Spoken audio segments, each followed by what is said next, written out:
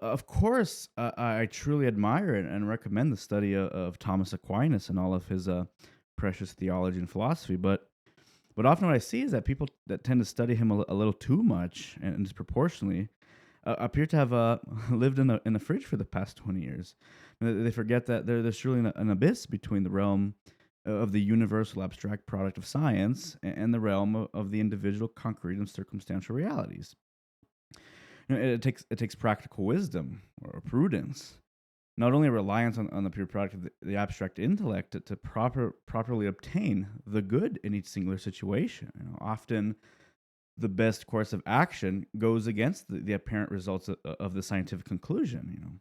People even like to bring up these Bible verses in the absolute sense. For example, on this topic of acquiring Greenland that's been showing up lately, this one famous Thomas academic posted online this verse from Exodus: "Thou shalt not steal, thou shalt not covet anything that is thy neighbor's."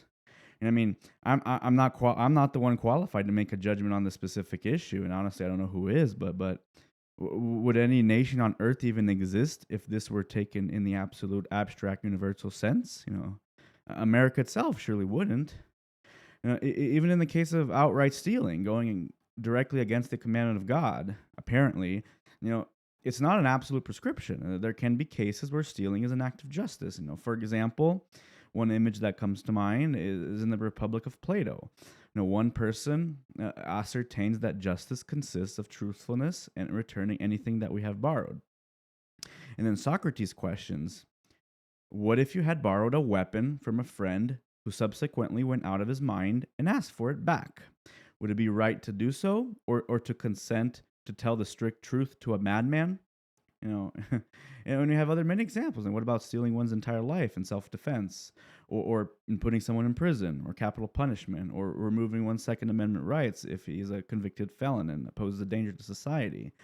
I often see these entire discussions online where no one says anything even remotely connected to reality. What's the strategy behind it? What's the enemy doing? How did the idea appear in the public discussion in the first place? And so